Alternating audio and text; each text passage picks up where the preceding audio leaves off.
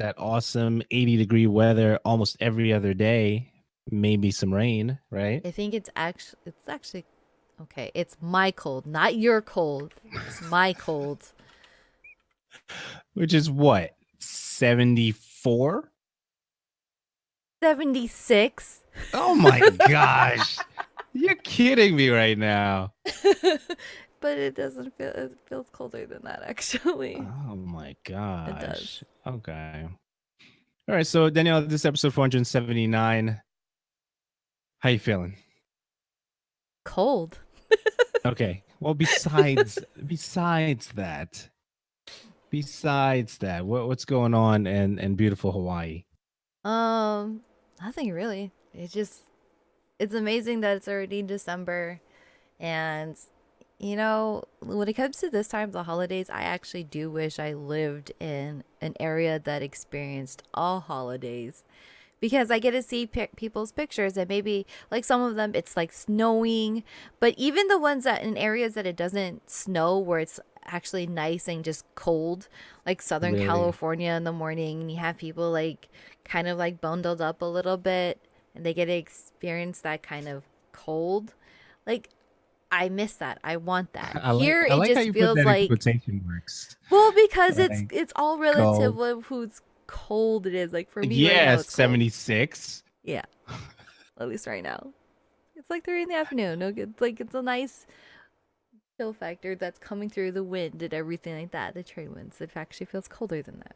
But it's nice when you have that experience going through the holidays, and I kind of miss it. Hmm. I don't know. I want that instead of having summer all year long, every day. Okay. Okay. So you're listening to episode 479. I'm your host, Andrew. Hey guys, I'm Danny. And this is your source for tech gaming and entertainment news. Head over to theshowradio.info. Once again, that's theshowradio.info. And check out our past shows while you're there. Subscribe and tell a friend about the show. This episode is very, very, very, very neat. There's some sad things and there's some happy things as well. But before we get into that, I definitely want to find out a particular segment that we haven't done in my mind a while, especially at the top of the show. What are you playing or streaming these days?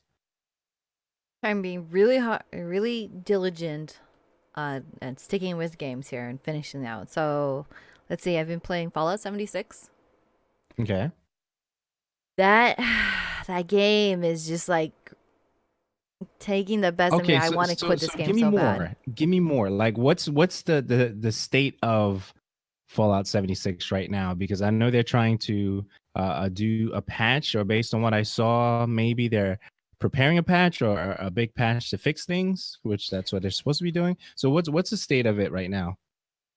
It is so incredibly buggy. It's painful to play, to be honest. Okay, this is coming from this perspective of playing it on the Xbox One.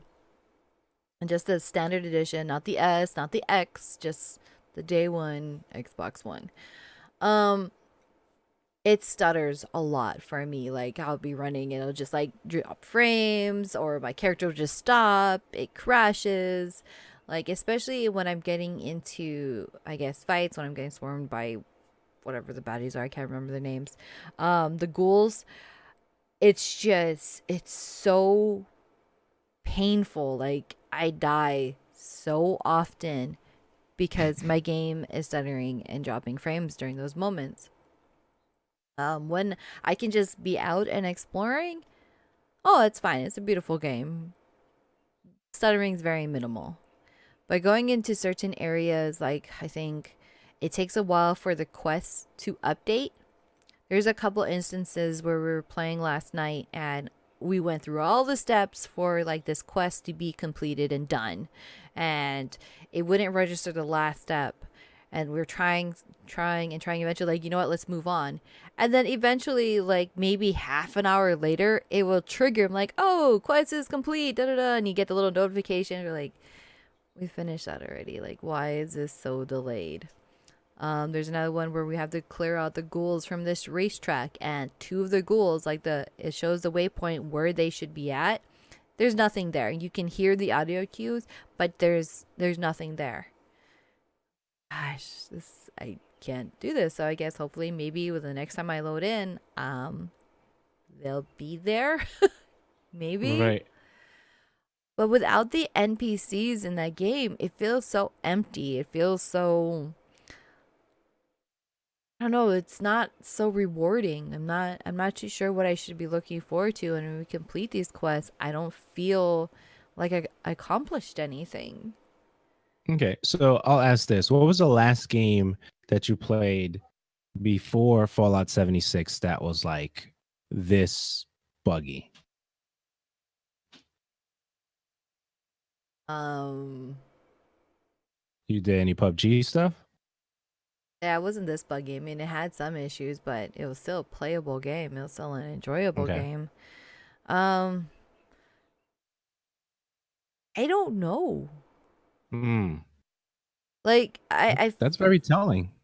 feel like the Radical Heights maybe. Okay. But that's because that game was like in this like pre-alpha state. It wasn't completed. So you accept that there's going to be problems, and there were a lot of problems, but it was in the pre-alpha slash alpha state of the game. It wasn't complete. So you go to expect it. When you have a game that already released, it's not in a beta, it should be the full game, and you're having that issues. Right. No, it shouldn't be like you shouldn't be experiencing these things. And the fact that That's crazy. the last update that I got for Fallout 76 was like 48, 49 gig update, that's huge, and it just made the game worse for me to play. And apparently there's another one that's coming December 4th, I think. I was told that there's going to be an update coming for that, and there should be some quality of life Tuesday. things, and then yeah. Yeah. But we'll see. I'm just trying not to drop the game. There's some fun aspects of it, but really, oh, it is so trying. All right. So I've never played Fallout. Is it like a shooter RPG type, or Yeah, what is it like? it is. So there's Post-apocalyptic stuff? yes, yeah. So it's supposed to take place before any of the other vaults happen or open up. So it's before all the other Fallouts, which is the reason why there's no NPCs. I think that's why there's no NPCs, because you're the first people who had came out of your shelter, and here's your whole this devastated planet. You're the first people to come out, so you're building up this world now. It's so sad and it's so lonely. I can't. Okay. I can't. Like, if this was the Fallout 4 DLC multiplayer, which I believe it should have, like, it was intentionally meant to be that way, Right. great. This one, I'm not feeling it. I'm playing it because I want to finish it. I want to see what the end boss is like, which is supposed to be like a tie-in with the Skyrim somehow. But and I'm trying not to have so many games unfinished. So Starting Fallout with is that. the only thing you're playing right now. What else am I playing? Party Hard, Red Dead Redemption, 2, which Okay. that one isn't a bad game. It's just not my genre, and I'm still gonna keep playing it. I didn't get to try any of the online beta stuff though. Okay, cool. So then we can scratch that. Okay. All right. And then I Anything else? think we returned to play some Gears Horde with some friends I on saw Friday. that. How was that? That was a lot of fun. It was just that the last time we played Gears Horde, or just Gears in general, I think was a year and a half ago, almost 2 years. And we all had the season pass. So there's a bunch of maps that we didn't even get to play on that we were like, I don't remember this one. Let's go and do this one. Let's go and do that one. We didn't want That's to do awesome. any of the multiplayer. We just wanted to kick back and relax, and forgot how fun it could be trying to remember the controls again and all the movements. It was a lot of fun. And That's awesome. I hope the guys are down to play again this weekend, because I would love that. That's cool. That's cool. Um, well, I'm pretty predictable at this point, right? I did play Yakuza though, Kiwami. Yeah, So I saw that. I did jump in that a little bit. Had a lot of fun. The menu system was a little bit different than Yakuza 6, so I'm really trying to get a little bit familiar with that. Looking forward to jumping into that again. Of course, Destiny, and specifically Shattered Thrones was like a, I don't know if you call it a mini raid, but it's a long process to get an exotic weapon. This particular bow called a Wish Ender, which was really dope. So I was able to experience that. Oh, so the clan thing. I know I kind of briefly touched on that. Like, what was that, a week ago? Yeah, I Right, think in terms so. of, because my thing with that, because I know I never got a chance to explain to you, so I guess let me just air it out right now. Is I was looking for um a lot of individuals to play with on a regular basis, and it seems like everybody was so scattered, playing different games, and and some of us are not necessarily playing Destiny at the time. And I was like, okay, so I felt like I was doing a disservice to the individuals in the clan that I had, because I don't know, I just felt like it wasn't right to just be like, okay, hey, let's play. But it's, I felt like people were suffering with just the amount of people that were playing only. It was like two or three of us, right? So I was like, okay, to me, it felt better to make everybody a free agent and then get picked up by another group that they probably play with on a regular basis versus then staying with the thing that I had. So I got picked up, and like I think the next day, or it seemed like it was like the day of or the next day, with a clan that I was playing with often enough, because they were playing a lot of Crucible stuff. And the whole point of all that, of all that is, Destiny 2 is much more fun when you're playing with a group, unless you're doing stuff like a strike here, or but if it's like a major activity, like to me, I consider Crucible a major activity. I consider going for the raid stuff obviously is a major activity, because you need like the a good group of individuals that are dedicated to the task for that. And I was looking something that was more consistent, at the same time fill up that experience bar before the season was over, right? So it was that, because you have to fill up the bar, and then the faster you fill the bar, the quicker you get the engrams and rewards for that. And it doesn't happen as fast if it's less people playing, in the particular group. So I made a decision, closed down my clan, became a free agent, got picked up by another clan. So far, so good. I like them. They're a pretty cool group. They're called Lego Dragons. Having a lot of fun with them. So that's what happened there. So the other game that I really want to go back to, because I was surprised how much I liked it. So this is like intentional. Um, that as I'm thinking about it, is Journey. Journey's a beautiful game. I want to go back and play that. And I think that's it. For the most part, I was streaming the Destiny stuff. I want to go back into Journey. I streamed a little bit of Yakuza. That was cool. I really enjoyed that. I love that series, and it's going to help out a lot, because since we're still waiting for Shenmue 3, and we don't know exactly when that's going to happen. I know they got funded, or they made a lot of money based on one of the points that we made in the previous episode. But that's holding me over until they do whatever they're doing with Shenmue. So yeah. So that's what's going on with that. That's a lot. Is it really? I feel it's far more productive than what I've been doing, though. Well, I mean, a couple of things happened. My server, my Plex server crashed. I had to rebuild that from scratch. I think we talked about that. So I that's up and noticed. running again. I Huh? noticed. I noticed. You- I was watching something too, and then I went back like, okay, put it back up. And I look, I'm like, it's not there. yeah. So no, it's good now. Everything, you should be good now. So that should be great. No challenges there. So all the permissions have been given back to the people that I really vibe with, get access to that. It's not random. So that happened. So that should be good. A buddy of mine yesterday, because I think I was running for pizza at his house, and then he was like, "Yo, I have these gigabit switches here," and I was like, "Yeah, I know. I've seen them every time I come, and I still don't have one." So he was, "Okay, Merry Christmas." So he gave me a 24 port gigabit switch, and yeah, so I'm excited about that. I installed, it's not really installation, but I put that on the network, and that's running well. And the 8 port I gave away today. So little things like that, just fixing stuff, cleaning stuff, purging stuff, prepping clothes to donate, all that exciting stuff around Christmas time. So that's what's up right now.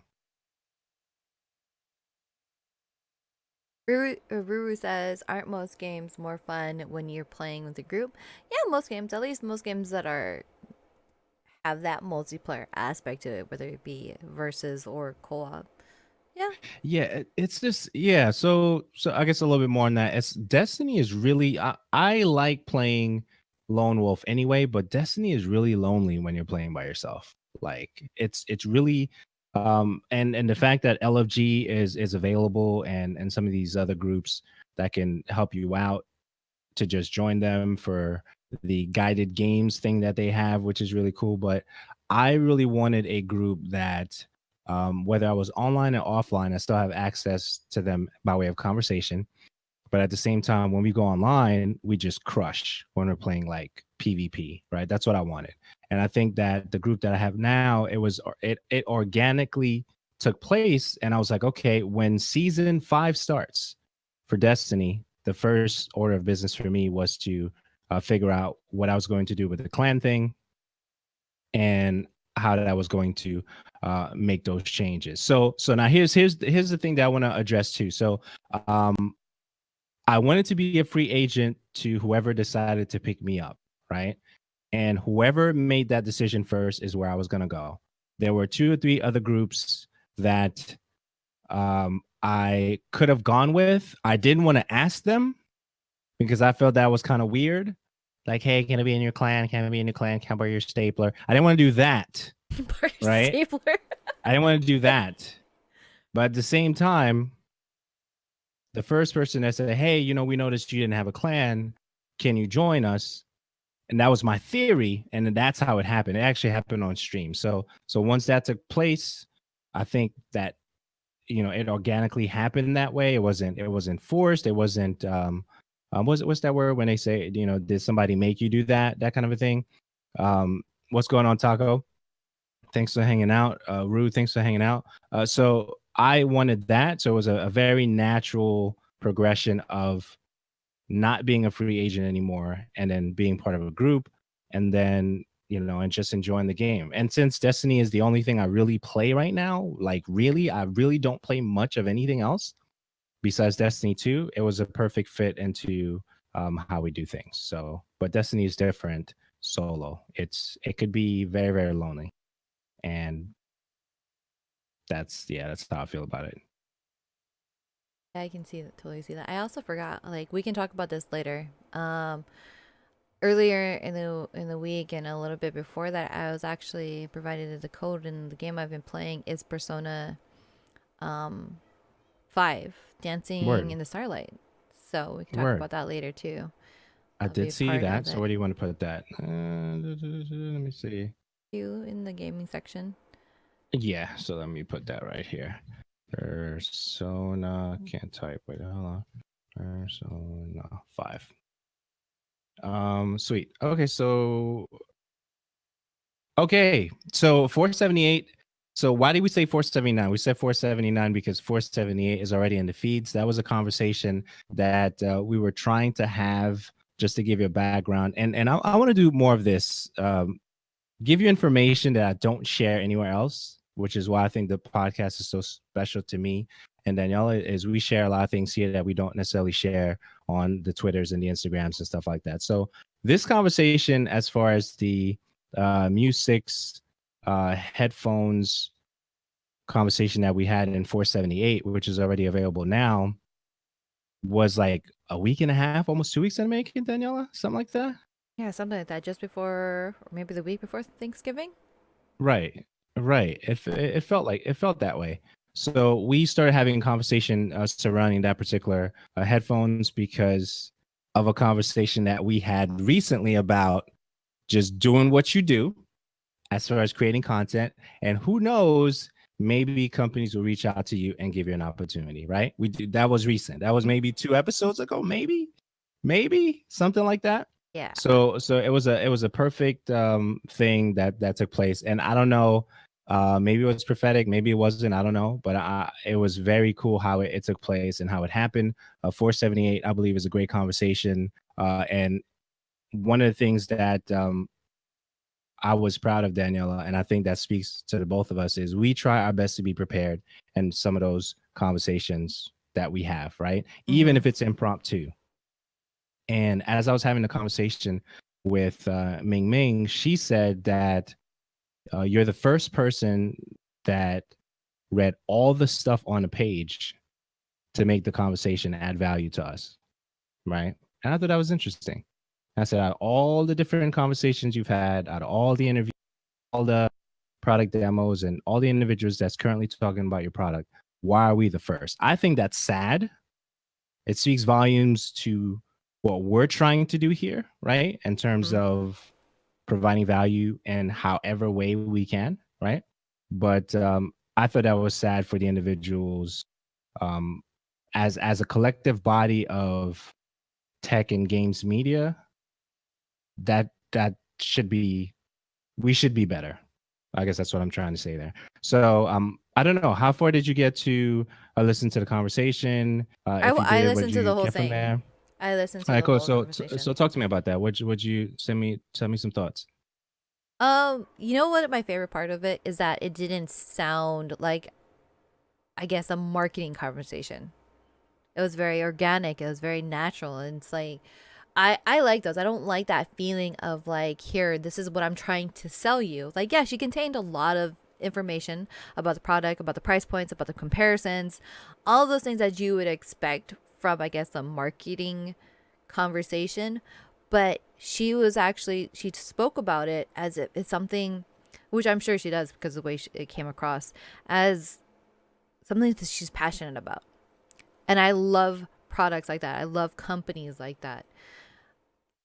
And like that was my biggest takeaway. I know that doesn't have anything to do directly with the music's headphones itself, Hmm. but I can always stand behind a company that's like it. Yeah, I was nervous like going in to the conversation because I still get nervous when I have to do these things. And so I'm like, okay, a couple of minutes before going on the conversation, I'm like, okay, I mentioned that I wanted to record it. She was okay with that. So now, okay, so like 2, 3 minutes, then the call happens. So now we're on the call and we're kind of breaking the ice, right? Mm-hmm. And I was like, you know what? There's just, I have to shake it off after a while because, then you got to switch the mode. You got to go into the mode of, okay, I want to provide as much value as I can to the individuals that we love here who are going to be listening to the actual conversation. But at the same time, I want you to give me everything that you got as far as this product that is, from what I understand, is in the prototype stage right now, I think, right? Based on what we understand it to be. Um, Based on the Indiegogo page information, which is public information. So went in. It was very cool, great conversation. I wish I had the opportunity to meet her when she was here before she went back to LA, but maybe that'll be a different meeting for another event or something like that. So 478, I really enjoyed it, and I believe that I believe it came out pretty good. But I'm biased, that's our baby, right? I think she looks good. She took the bus by herself, right? I waved, you know what I mean? So Yeah. I think it was pretty neat. So that's what's any other thoughts on that? No, no. I Okay. just it's just for me that just as a listener, because I wasn't able to be there as a listener, I can't reiterate how much it means to me for a company to be as organic and natural with the conversations like that. Because if I ever get that salesman pitch, I kind of almost tune it out. Like I don't remember what they say, or I end up not caring because like I don't. I can read about the specs. I can read about your drivers. I can read about that all I want. I want you to tell me like why should I support your company? Why I should support you? And that's like the fact that she was so friendly, so nice, so welcoming, and like the conversation that you guys had was kind of like hearing like two friends hang out and chat. Yeah, it was really dope. I really had a good time talking with Ming Ming. She is really dope. So definitely check out 478, which is already in the feeds right now. Okay, so we talked about the gigabit switch. I'll put a link in the show notes for the type of switch it is if you want to look into that. Okay, so I definitely want to say thank you, Daniela, because you saved me uh, probably hundreds of dollars, right? Because it was early a particular morning where you hit me up and you were like, okay, the Steam link is back and it's available.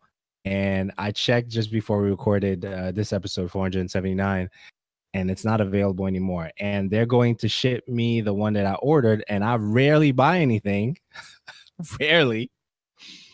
And I was like, you know what? I'm gonna pull the trigger on this, and mine should be here Wednesday. I think that's what they're saying. So thank you for giving me the shout to get on that. And I'm looking forward to just testing it out, adding it to the network and playing one of the games that you gifted me on Steam and seeing how I could do that, because I still have to figure out how I do the controller thing with the Steam thing, because I'm not using a Steam controller. Can I use my PlayStation controller in that whole setup? I don't know. I have to figure it out. Maybe not. But I thank you for saving me a lot of cash, No, because we'll they're, see they're how it works out. upselling that. Yeah, they're definitely upselling that a lot on the Amazons and eBays and stuff like that. So you've used it. I've never used it. I've seen it in action at a buddy of mine when I was in, I think, San Francisco one time. I think she had it. So give me the scoops. What am I expecting with the Steam Link? I use my Steam Link in a few different ways, so it's pretty much I can play my PC games and link it from my PC to my TV outside, which is great for those co-op games that I have.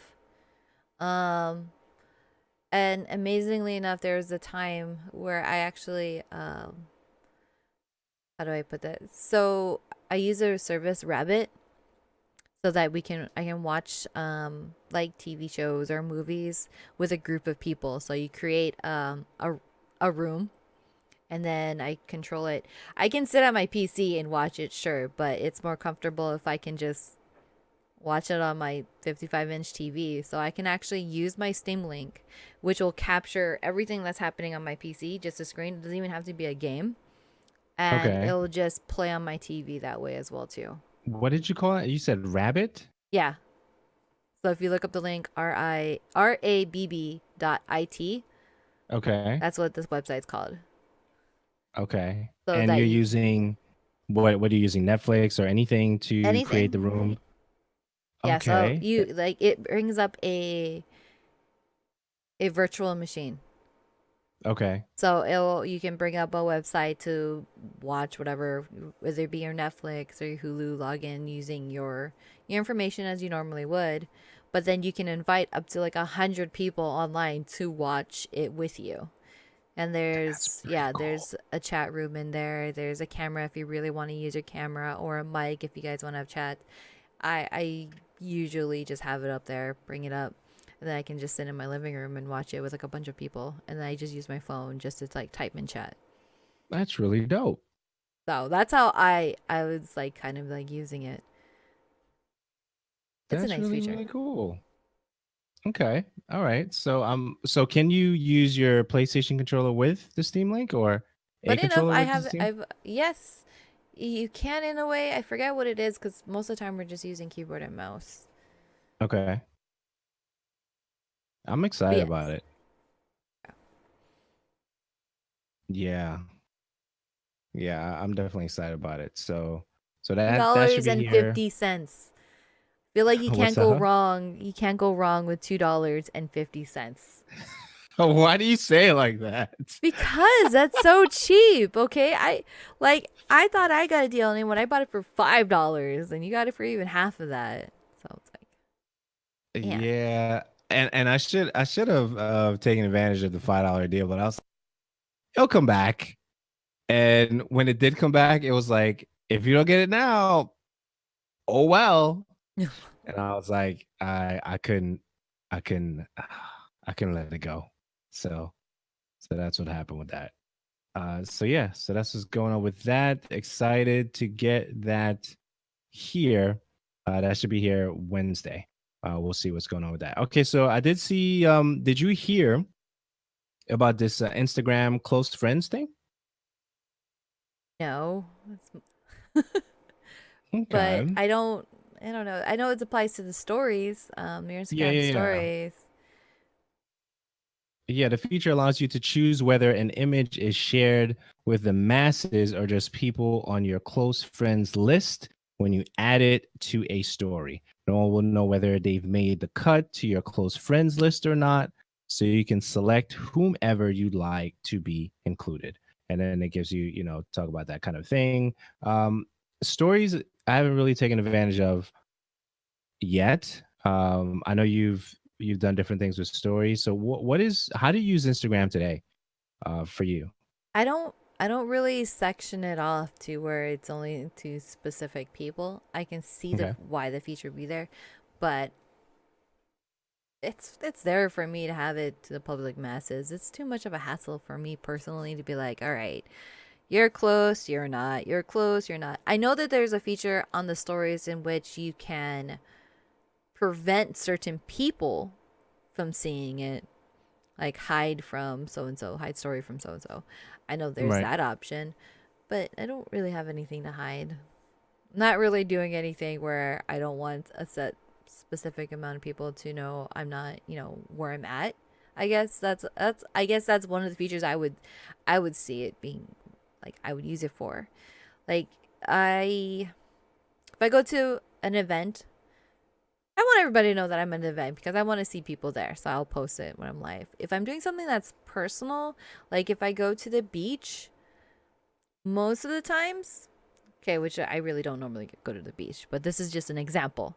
Um, and I don't want people to know that I'm there that day. I'll take pictures, but I won't share it on that day. Maybe I'll share it like a week from now. So, Okay. So now I'm curious. How close is the beach to you? um, it's about 5 minute drive for the closest access point. Okay.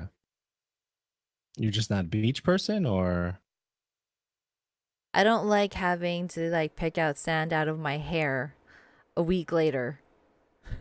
got it. So Got no, it. that I like fresh waters. There's a lot of freshwater rivers and stuff that I can go to, so that one I don't mind. Plus, it's colder. Was it 74? Oh, that one you're probably looking at around the 50s because it's up in the mountains, elevated. It's really cold. Got it. Got it. All right. So, uh, privacy is big, right? We want it. We need to have it, right? Especially in this day and age. There's a particular browser that I've talked about before in previous episodes called Brave, but apparently there's some other browsers. Tor is it's been around for a while, and this particular link in the show notes speaks about four of the best browsers for privacy. And Brave is my favorite right now. Brave is what I'm using like right now. Okay, as we record episode 479. So far, according to the stats, trackers blocked 2,095, ads blocked 58,967, and HTTPS upgrades 103. So it gives you all the stats every time you open a new tab. It's nice. I like Brave. And I like the fact that I can install my LastPass in there and maybe some other extensions like uBlock Origins and stuff like that. So uh, I want to hear your thoughts on definitely what browser you're using now. I actually And use like a mixture between Brave and Chrome okay, because so since yeah, there's go ahead. certain sites that I can't bring up or it doesn't load as well on Brave that I have to bring it up on Chrome. Right, But yeah, those are right. the two I bounce between. Okay. So in this particular link, it talks about Epic Privacy Browser as number one, which I was surprised because I've never heard of this one before. And it gives you the features about that. Tor browser was number two. Waterfox was number three, and Brave was number four. So Brave did make the cut, and number five was an actual browser, which I didn't think was a browser. HTTPS everywhere is an extension as well as a standalone. Oh, it says it isn't a standalone browser. I thought it was a browser. So this is an extension. I love the extension because I've used it for Chrome. It works really really well. And those are the things that they mentioned for privacy. Going to have the link for that in the show notes. And Brave, I really dig it. I really dig Brave. What I like about Brave Okay. is that it still really is the fastest loading browser that I have. I just wish that it would work with some of the stuff. Like I can't use it for any of my Twitch stuff. Okay. I can't use it for Spotify Web. I Did don't you even think I've tried check that. that I out? don't think I've tried that. No. Yeah, because it says, please allow, enable the browser to do this, and that. And I go, okay. So I go into the settings to try to enable the request that it's asking me to enable for me to get Spotify Web, and it doesn't work. So it doesn't work for, I don't know if it works for Chromium or not, because I've used Chromium as well. Definitely works fine in the Firefox browser, and it works fine in the Google Chrome browser, but it does not work in Brave. But if putting that aside, for me, I know Twitch is important for you. So the fact that it doesn't load the Twitch stuff, that could be a pain.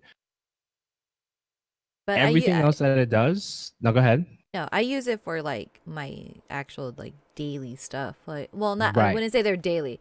I would say more of like, but I know there's a word for it. But like my personal banking, my Fidelity, like those personal items, I use Brave, Nice. and it works just fine. Nice. I don't have a problem with that. Yeah, I'm definitely a fan. So that's what's going on with that. Definitely check that out. The U.S. Army has awarded Microsoft a 480 million contract to supply the military branch with as many as 100,000 HoloLens augmented reality headsets for training and combat purposes. That comes in the Bloomberg article. Thoughts on that?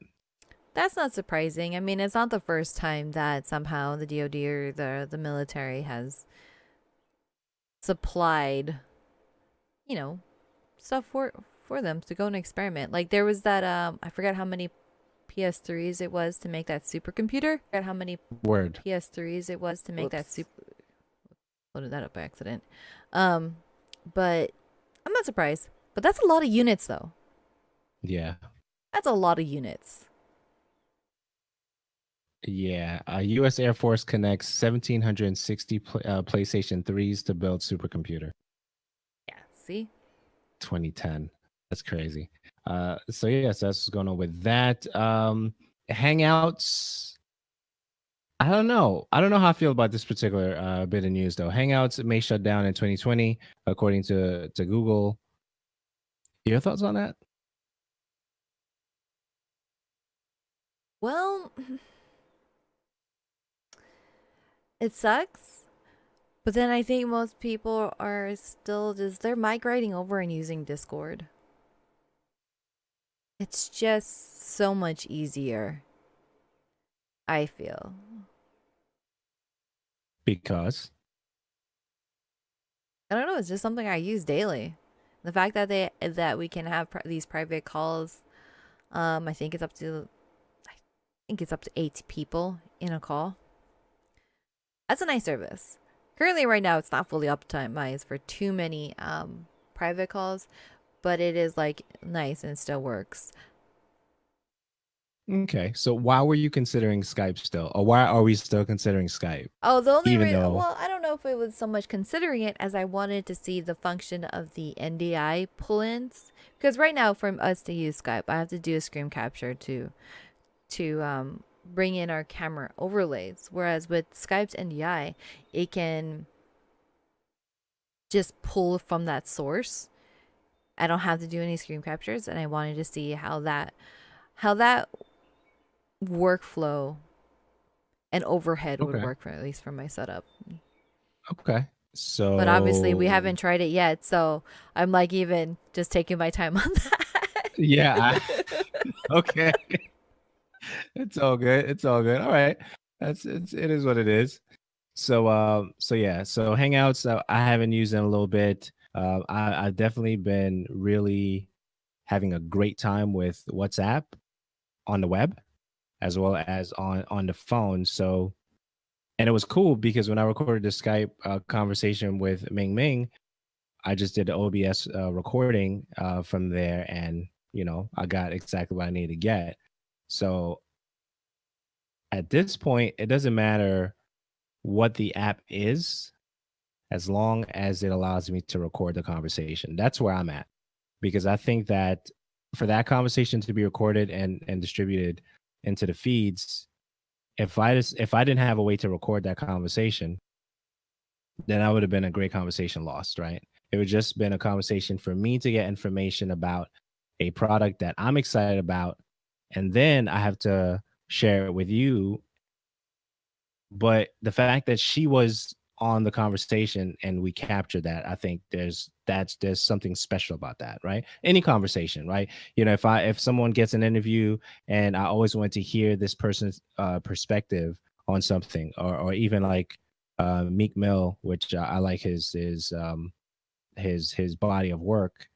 He had a conversation recently on YouTube, and I was listening to that and watching that, and the fact that I was able to hear that and not hear somebody talk about it was, is great. So whether it's Skype, my point, whether it's Skype, whether it's WhatsApp, whether it's Hangouts, as long as we're able to capture the conversation, I'm great.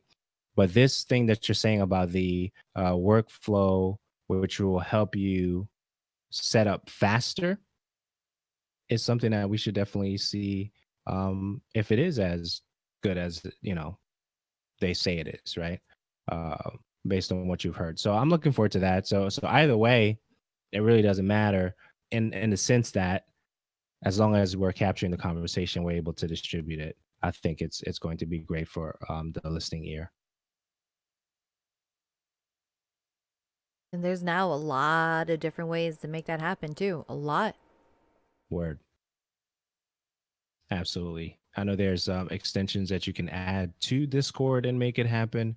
I haven't necessarily ventured in those, but I've seen them. Those bots that can actually record the audio for you within Discord. If you want to do that, there's obviously the big one right now, which does Swiss Army knife of everything. OBS is really really dope. As I dive deeper into learning on how to use it, it's like, what can't it do, right?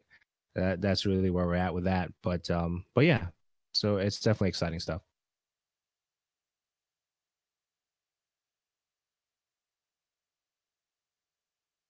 We Oh, just that was talking. our tech. That was our tech stuff. Okay. Wow. Yeah. Yeah, we're just flowing. We're just flowing today, Daniela. That's what we're doing. All right. So next thing we have is Plex. Now gives you the option to stream title subscription within the app. I know earlier I was talking about Plex and rebuilding the server, and it crashed to pretty much zero, and I had to rebuild everything, rebuild the OS and stuff like that. That was a pain, but after that, the ability to have individuals enjoy uh, that platform is great. Uh, Title, I don't know. I want to hear your thoughts on Title, Daniela. How you feel about that and Plex user experience overall, and yeah, go from there. Well, I don't have as much experience with the whole title description subscriptions. I saw that on there when you brought it back up, but I like Plex a lot. I really do. Regardless if I'm using it on my desktop or using it on the app of my Amazon Fire Stick. I don't have any complaints for it at all, except for when it went down. But Except for that one time except that one that time, you failed the city, you and have it was failed bad. I was so angry. Like I was so angry because I didn't know like why it went down, and it was just like, okay, what's the fastest way for me to bring it back to where it was? I was ticked. But yeah, I I'm figured you okay were now. doing an overhaul. So I'm like, oh, okay. No, no. The real overhaul is what we were talking about before, where the NAS is being built. That's going to be the next version of that, right? That's going to be like a tower with drives in it, kind of thing. That's going to be in the same corner as the laptop that's running the entire operation right now. Okay, the the closed laptop over there behind me.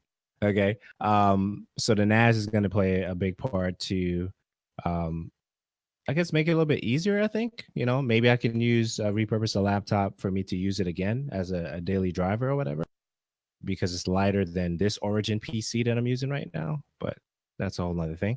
But yeah, What kind of ups do like you have? Do you have an ups that you use for that since it's always on? the Your laptop and explain, educate me. the ups, the It's usually UPS on the what? and ups, the uninterruptible power supply in it. You know, when you have a Oh, power that surge, a power thing, yeah, that yeah, thing. and ups. Do Is you that the have one? thing? Oh, no, no, no. I have. I usually just put it on the sleep mode, or I lock the screen. Why am I thinking of another thing? Is there another company that does that? Maybe with red letters on it? There's a several different versions of it, but it's pretty Right. much like a backup power supply unit. So if the Yeah. power goes down and you have a surge of power, it doubles as a surge protector. But like say you lose power, but you don't Right. want it to immediately shut off, Right. it'll have enough battery life so that you can be able to like it'll keep it powered, but it's enough so that you can go over there and do your manual shutdown and bring it down Oh, slowly on its that's own and why I up. was like, dude, my brain just like stopped working for a second because I'm thinking APC, Yeah, that's one of the right? companies. That's one of the companies that has an Yeah. ups. Yeah. Yeah, So that's because what when I you was said like. I'm like, ups, I'm okay. like, upload? What is that y'all talking about right now? What do you No, mean I was just ups? wondering if you had Like if I an could, ups. if I'm playing basketball, do I have ups? Yeah, I got ups. I can jump a little bit. I got some springs. But okay, yeah. Not I understand what you mean. No, I've never really used a backup power supply ever. Yeah, I should put that on my list for Christmas. There's a few up there, and I've been kind of wanting to get one, just because we have a lot of power surges here, a lot of power outages, and for the most part, like I mean, I haven't had anything bad happen. I think the worst happens when I come back from vacations. And see you when you come back, Mm. Justice. But yeah, I was just wondering since you always have that on, like if you had one set up with it. Yeah. So the thing, okay, so let me map this out real quick. So the laptop runs the software, and then there's an external hard drive connected to it. And usually it runs. It's running a Linux OS, and I set it and forget it. And that's it. I haven't really had a major issue besides what just happened a couple of days ago. Okay. Yeah. But I should look into that. That's not saying that um what you're saying is not valid, is that I've seen the red letters and I kind of knew what it was. I didn't know that Ups was another version of it or another company, but I've never said, "Hey, you know what? I definitely need to consider that." But maybe I should. That's where I was going with that. Um Yeah. Okay. That went all the way that way. Right? Okay. So EDM album from Ninja. Ninja's venturing out different things. Um I think 3 songs are available on this particular project. This project was announced um maybe a couple of weeks ago, maybe a couple of months ago based on what the article was saying, and I want to hear your thoughts on this. Ninja's EDM album. So Daniela. yeah, he's working with a few artists to create an album that is very much inspired by Fortnite. They even I think they have a couple titles. Even one's called Tilted Towers, which is a point of interest on the map. It doesn't sound bad. I mean, it's if you like EDM music, pretty much on par there. It doesn't sound bad at all. What I want to know is, can I have this? Can I play this music without it being muting my VODs or being DMCA'd? I probably not. But it's nice to have some options out there outside of like Monster Cat and everything. It's just, oh. He just seems to have his Yeah. hands in everything, and I don't remember what the event was. I know that Ninja had an event. It was yesterday or the day before. Because he also has his own mouse now, which is the. I honestly thought they were shoes. This is how much I don't really keep up with Fortnite news too much anymore, or Ninja, but they were called the Ninja's Air 58. I seriously thought they were shoes. I don't know. It sounds like a pair of shoes. That's what it was. They saw the outside, like, I had a friend who posted up a picture on Instagram, and it had like this nice cherry blossom art to it. Ninja Air 58. I'm like, oh, that's a nice shoebox. He's like, it's not shoes. That's a nice I was like, shoebox. oh, what is it? It's a mouse. I was like, oh, and I guess it's like, it's supposed to. There's a lot of holes in it, and it's supposed to feel light as air. Yeah, yeah. I'm looking at it right now. Air 58 Ninja and weighs in at 58 grams. Is that good or bad? I don't know what that means. Weights here. Grams. But Grams. yeah, it's supposed to be light. It's supposed to like prevent, the sweaty palms. You have the air holes in there, and it's supposed to be really accurate. And I looked at it. I'm like, I don't know. I guess it looks cool. I was happier thinking it was a pair of shoes. Hmm. Air 58 Ninja with handmade haiku scrolls, air and art. Beautiful, like an ocean breeze flowing under your hand. 58 grams. Should we say more? Words can't explain, must experience. I don't know. I don't know what this gram thing is in terms of like my mouse, which is a Logitech, what is this? MX Master. I doubt it's 58 grams, right? Versus this thing. It's 58 probably really heavy. grams is equivalent to 0.127 pounds. It's probably this MX Master is probably pretty heavy. I don't know. Like the last mouse that I had was actually weighted. Mm. So I'm used to having more weight on my mouse rather than less. I mean, I'm not gonna hate on it. I didn't get to try it. I've just ninjas everywhere and into everything. And you know what? He probably does have a pair of shoes coming out at some point. Probably. Probably. Okay, so this is your one of your favorite artists, I believe, right? If I remember correctly. Tina, how do you say her last name?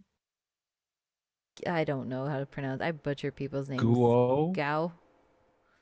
You'd say Gao? Okay, we'll go with Gao. But yes, she is an amazing She artist, yeah. musician. Yeah, she does a lot of cool stuff. So she's the cellist, right? Mm-hmm. Pretty dope. I think that I don't remember what I was watching, and she was very vibrant and animated in this particular performance. Maybe it was Game Awards last year. Did she perform last year? Was she on one of the things? I think she was, Maybe she and I was. don't. I think maybe it was And I was last like, year. who is that? Like sticking out like a sore thumb based on like into the experience. Like and if you watch any of her videos, whether it's a God of War theme track or the Wonder Woman track that she has on her YouTube channel, she's just like, and the cosplay that she does, which is really dope as well. Definitely check her out. Recent thing 3 days ago was the God of War theme, which is really dope. Yeah, I would love to watch her live. Yeah, That's on my bucket list. definitely a performer. So definitely check that out. Blade Runner anime, Daniela. I didn't even get to watch the latest one yet. And Just a Dead Man 13, thank you. Thanks for stopping by. We're doing pretty good. Thank you for Appreciate it. being here for episode 479. Chilling out, recording some cool Um, yeah, I haven't conversation. even watched the last one yet, but I think I'm not mad at it. Okay. I Fair, think fair. Okay. it's definitely a genre movie that deserves to be as an anime too. Like the whole cyberpunk feel, I think that's almost one of the standard genres for animes. I mean, you got series like Ghost in the Shell, Appleseed. Like it just makes sense. Absolutely. Absolutely. So I'm excited about it because I remember after I watched the recent Blade Runner, one of the things that I did notice that they did either within that time frame or right after that they released those small mini pieces, right? That's still connected to the same universe for Blade Runner. Uh, Prior to that, I remember we were having a conversation surrounding watching the original film, which was still dope, right? It was 1980 something or whatever it was. I watched that and then I went into the new Blade Runner and I was like, the the the first film was just amazing, right? So I'm looking forward to seeing if they're going to tie this particular Blade Runner in the same um, contextual universe, if you want to say that, for that. But it was a sad week for me, Daniela. Okay, wait. I didn't read the article that you linked yet. I just knew that it made sense, and I'm not mad about it. I remember hearing it. It's funny that I mentioned Appleseed and Ghost in the Shell because I didn't realize who was behind this anime series of Blade Runner at all whatsoever. It's the first paragraph right there. It's that I know. Blade Runner Black Lotus, 13 episodes, directed by Shinji Aramaki, who directed the Appleseed films, and Kenji Kamiyama, who directed Ghost in the Shell standalone That's right. complex. So it makes That's pretty perfect good. sense. I'm like, all right. That is pretty good. Blade Runner characters, and it takes place in 2032. This sets it 17 years before Blade Runner 2049 and 10 years after Blade Runner Blackout 2022. So, yeah, so looking forward to that exciting stuff. Exciting stuff. So, yeah, it was a sad week, though. Okay, I asked you this question. Very I asked you frustrating. this question last episode too. I Stop did. I it. asked you about it, and you're like, "Nah, it's not Stop. gonna happen." I, I okay. So last episode for those for you listening right now, that would be 477, not 478, because 478 was a different conversation with Ming Ming, who is coming out with a dope headset called Muse 6 headphones. So 477, I was amped, right? Because I was just on the tail end of watching one of the most amazing series right now on Netflix, which is called Daredevil, right? Amazing. All the way through. I mean, all the way through, Daniela. Okay. It is amazing. So I'm like so amped. And I'm like, you know what? In 477, I said it would can't it, they can't do this. Okay. They can't. And from what I understand, season 4 was pitched or thought talked about. And I'm like, they canceled it. And there's like a big cliffhanger, if you want to call it that, at the end of season 3 for Daredevil. And I'm like, well, what am I going to do with that? So there was outrage, there was disappointment, there was um, a great relief, but I'm still frustrated though. Like I really don't know what to do with that, because I'm like, okay, it went out on a high note.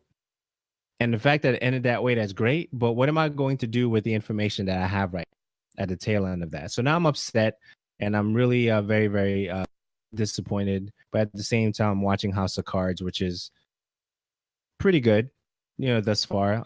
It's still building the pieces in there. But Daredevil being canceled is like, yo, man, we just talked about this, man.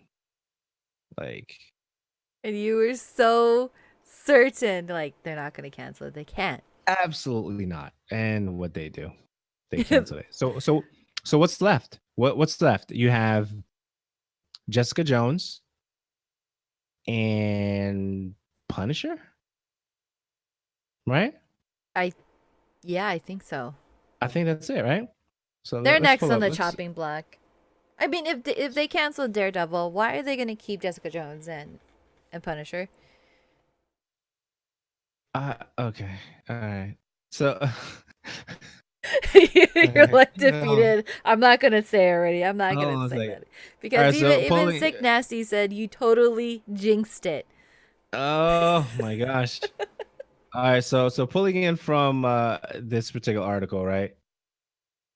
Pulling in from this particular article, it says Daredevil marks the third show that Netflix and Marvel have canceled. Iron Fist and Luke Cage also ended this year. Jessica Jones and The Punisher are the last two remaining series in Netflix and Marvel's collaboration that have not been canceled yet. So you have the stuff going on with Disney. According to this thing, it says Disney's gearing up to launch its own standalone streaming thing in 2019, and it's in the process of distancing itself from the Netflix stuff. Theatrical releases beginning in 2019 won't be available on Netflix, while Marvel Studios begins to prep a series of original series for the standalone service. Characters like Loki, Scarlet Witch, Falcon, and the Winter Soldier are reportedly set to receive their own series. So I'm not totally upset. I'm irritated. I'm disappointed, but just some shows I think should live on, and some shows should die, but not. I didn't think that this was going to die like this at season 3. So I'm still working it out. Okay. I'm not healed yet. So so what would you think if they put it on Hulu? I don't care where they put it, Daniela. Okay, Just I don't put it care. back so I can have season 4. I don't give a rip. I don't care where they put it. I just want the show. But see, but now I have some feelings, right? So I have House of Cards, and then I have Ozark, and then I have uh, Voltron, which I still wanted to catch, which is lighthearted. Venom, which we'll talk about in a few, which I checked out. There's some stuff. Jessica Jones, I'm like, maybe I should finish it at this point. I don't have anything else to watch, right? Don't more Daredevil, right? So maybe I should finish Jessica Jones. So I am watching it in anger, Wow. right? Okay. And same thing for Luke Cage, and same thing for Iron Fist, because Defenders we did finish. Punisher, definitely ran through that. That was really dope. So that's what's going on. But I think that because the characters are so well done, right? Matt Murdock, right? Karen, Foggy. Well, definitely Matt Murdock, because that's Daredevil, and they're saying that those characters are going to be they're going to live on in other series. That's exciting to see. So maybe it's a money saver, cut the whole thing, but still have the characters show up in other things. I don't know how that works. I don't know how the showrunner stuff works. I don't know how the executive producer stuff works as it relates to 13 episode series and stuff like that. But maybe if I cut this whole thing, I don't have to film it, and I only have to film one or two things with this particular character being introduced in a series that we already have. So does um Jessica Jones, making an appearance on what are they? I'm so tight right now. I don't even know what's left. We said Jessica Jones and what now? And Um Punisher, Punisher. There you go. right? So Daredevil showing up in Punisher, that's cool. Maybe Jessica Jones showing up in that world, that's cool. Maybe that's a money saver and preparation for some other thing. This really irritates me as I talk about it. I'm just gonna say that. But Okay. Prediction. My prediction here is that they are going to cancel Jessica Jones and Punisher. But I seriously think that they will actually put it or bring it over to Hulu. For whatever reason, I don't feel that Disney is going to put it on top of their personal streaming service. I don't even okay, understand why Disney is creating their own personal streaming service because, well, right now, Disney owns 30% of Hulu. They're also already have a deal in place to purchase an additional 30% of Hulu from Fox. Comcast owns another 30%. And rumor has it that if or when the deal closes with Fox, that Comcast is open to selling their portion of Hulu to Disney, and that AT&T, yeah, AT&T holds the last 10%, of Hmm. which they are interested in actually selling it to Disney. If like they're already at the end by like I think it is the first half of 2019. They're already going to own 60% of Hulu. That other 40% is interests and rumors. But either way, that's still more than half.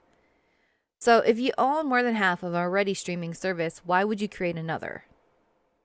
Hmm. Why not just use Hulu for that? But I feel like they have a good chance of just bringing it over and making that content because obviously people liked it. You loved it. There's a lot of people who loved that entire Defender series and all of those characters that it kind of makes sense to just continue it on. Like why lose out on that viewership and that those potential viewers and possibly new subscribers by just killing it completely. That's my prediction. I think it's just going to be on Hulu. Okay. You're like, I don't care. Put it anywhere. Put it on YouTube Red. That's another interesting conversation because of what's going on with YouTube right now, but we'll talk about that too. So yeah, so that was really oh actually that's actually next. I didn't realize that's next. So YouTube Premium is changing, Daniela. You heard about that? I don't really pay attention to YouTube like that. I don't know why. Okay. I pretty much use YouTube for quick videos. I think I use it mostly for tutorials than anything else. Okay, so let's open it up a little bit. YouTube is gearing up to offer its prestige lineup of original series and films for free to all users, turning to its traditional ad-supported system in an attempt to bring in more viewers. How do you feel about that? I don't know. I only like That's good. literally the last I know that they have the YouTube Red Right. and whatever premium thing. It always tells me to go and purchase it. I always say no. But I didn't associate it with anything, and only in maybe the last week, maybe 2 weeks, did I realize that there are series on YouTube.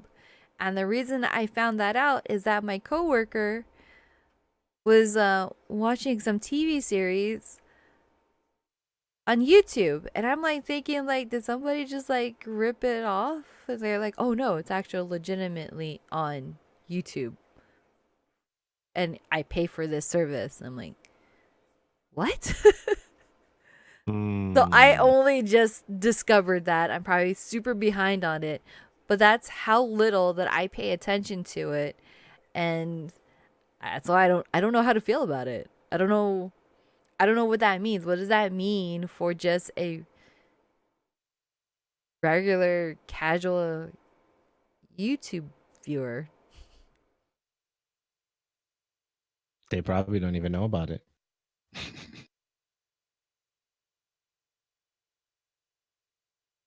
Yeah, I don't know. Like see, I don't know. Users had to pay $12 fee to watch an entire series. That's crazy. Okay, let me see. Okay, so are these a series? Chat, let me know. Groom, that's one of them. The Thinning, New World, something something. Origin, 11 episodes. No, Bodied is that movie that Eminem was doing the thing. Foursome season 4. Um, yeah, these are some of the things I'm seeing on the YouTube originals page. I have no idea what I any of don't those I things. don't like that. I don't care to have YouTube have content like that. I mean, if let me rephrase that. I don't care for YouTube to have TV series contents from already AAA established studios. Like I'm not gonna expect anything from Fox, from MGM, or from whatever studios. I wouldn't. Hmm. If this was a feature where you have up and coming directors, producers, and actors putting out content to make their own series, Hmm. I can understand supporting that. Because that's what YouTube was for me from the very beginning, and for a lot of people was for content creators to get their ideas and establish, you know, I guess their image or their style or their Right. voices. That's what it's always been for me, and that's what I would like to continue to see it as. I don't want to pay for like see other celebrities that I can see anywhere else. That's especially on YouTube. Unless okay, it was something. What was the thing? Oh God, what is his name? I can't remember his name. He did that little video clip for Nathan Drake. Oh my God, I feel so bad for not remembering his name. What, the actor? Yeah, The Nathan fan film that Fillion. was done recently? Yeah. Yeah, I think it's Okay, Fillion. I can understand having, YouTube. actors of that capacity. Yeah, it's Fillion. Um, That was create good, by the way. content, fan made content like that because it's something that they did that they enjoyed. Uh, Right. and that's cool, but that's still something that's fan made. He liked the series, he loves the studio, he made something. It was really, really cool. And it was like a one time thing, although I kind of want another. For the most part, I Okay. don't want full AAA production studios creating stuff on YouTube. I don't want to see that. Mm. I wouldn't even support that. I wouldn't even bother to even give it a chance at all. But if you have like students that are coming out of film school or acting school or whatever performance thing, and you have them putting together these really great productions, or even getting funding a little bit from YouTube to create these like series in their own production studios, awesome. You have like it's a way for new people to come up and build up their resumes and for us to experience it and be a part of that. No, other than that, I don't really care for whatever it is that they're doing, how they're monetizing it. That's just weird. For me, that is just weird. Oh man. I think you really feel passionate about this one, Daniela. I Cause it's just not that's not even YouTube. That's not what YouTube is to me, okay? I am oh going to be man. that grumpy old YouTuber get off my lawn with your AAA movies person. I see. I see. So are you excited about the next thing though? Cowboy Bebop? Live action? I don't know. Live? You don't know? Netflix has ordered the planned live action adaptation of the iconic anime series Cowboy Bebop. The Okay, series is described. go ahead. Okay. Good, sorry. No, go ahead. What are you No, thinking? no, finish that off. Like The I'm series is listening. described as a jazz-inspired, genre-bending story of Spike Spiegel, Jet Black, Faye Valentine, and Radical Ed, a ragtag crew of bounty hunters on a run from their past as they hunt down the solar system's most dangerous criminals. Daniela, how you feel about that? I am still not sure. What do you mean you're not sure? Okay, so Netflix right now.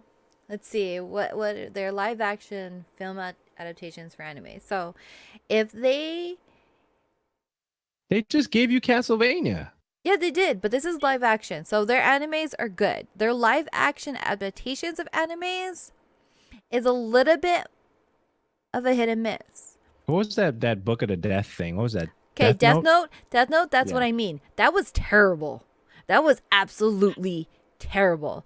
Like, I demand they redo that and try again because that was bad. Oh my god, that was painful to watch. But um Bleach? Bleach was Yeah. fantastic. I loved Bleach. So if they can go the Bleach side of things, then yeah, I'm excited. But if they go the Death Note side of things, I don't even want to touch that. Okay.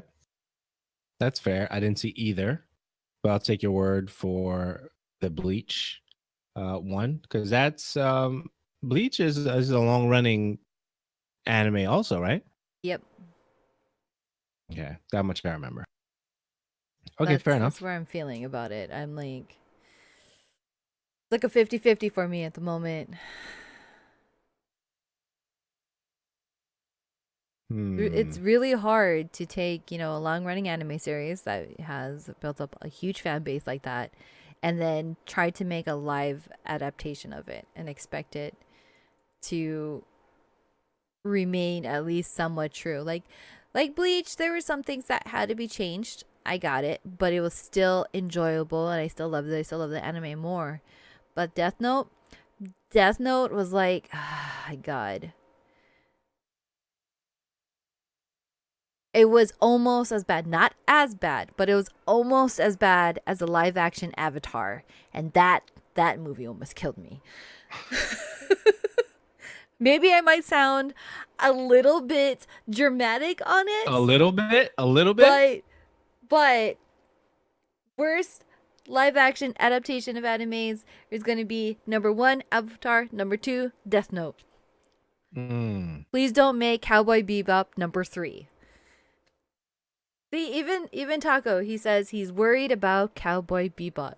Oh man, Not the only one. 1998 to 99, Cowboy Bebop TV series. They did a movie, right? Didn't they? That one time, they didn't do a movie at one time. I don't know. I'm not as huge of a fan of Cowboy I think Bebop. they I don't did. think it's I think bad. they did. But Cowboy Bebop movie. I feel like searching today. Cowboy Bebop the movie 2001. Yeah, it did happen. Okay, fair enough. So Creed 2, right? Creed 2 is getting a lot of dope conversations surrounding it. People saying it's really, really good. One of the recent things that I did see is Stallone retiring the Rocky Balboa character and passing the torch to Michael B. Jordan in an Instagram video. Thoughts on that? I think that's cool. I mean, as much as like Rocky is probably a huge staple movie for so many people, you have to let it go at some point. And I'd rather it be handed over and have the series continue on with a different character and a different story rather than it being remade. I'd much rather have that. So, Rocky Sylvester Stallone can still be in it, but it's not about him. And I swear Michael B. Jordan got like 2 times bigger from Black Panther. And I'm like, oh my goodness, what have you been eating? Dude's built like a tank. um, but So I was listening to an interview that he did recently. I think it was Breakfast Club where he talked about he'd much rather do um let me phrase this way. He wants to do a film where he has to change his diet for that character and not so much like be in the weight room all the time for the characters that he's been. Very interesting conversation with Michael B. Jordan. yeah, and I saw the trailer for it and it looked good. It didn't look cheesy at all. I'm actually looking forward to it. Word. Word. So that's what's going on with that. I really enjoyed the Rocky series. Always have the music, the score for Rocky has always been like very uplifting and motivational. Like especially in those key moments where you're trying to do something and you want to hear that championship style motivational. You can do anything, The Eye and of the that kind of a Panther. vibe. Eye of the Tiger Eye of the Panther. could be. Can there? You Can want you? Do it? you You think want it there? to be Eye of the Panther? No, I mean, obviously, I think some people are gonna probably expect that Eye of the Tiger will probably be played at some point, but even if it's not, can there really be any other hype song that can replace Eye of the Tiger? Like for real. I can't picture it cuz like once you hear that song play, I think Yeah. everybody's pumped. Okay. So there's some soundtracks that are iconic in any age, right? Top Gun, great. Um, Gladiator, amazing. Okay. And then, of course, the Rocky series. I'm sure there's other ones, but those films are so great. Maybe because they're my faves, right? And I know if you're listening, you probably like at least one of those, whether it's the Gladiator one or Tom Cruise with Top Gun or Rocky, but all those soundtracks are super amazing.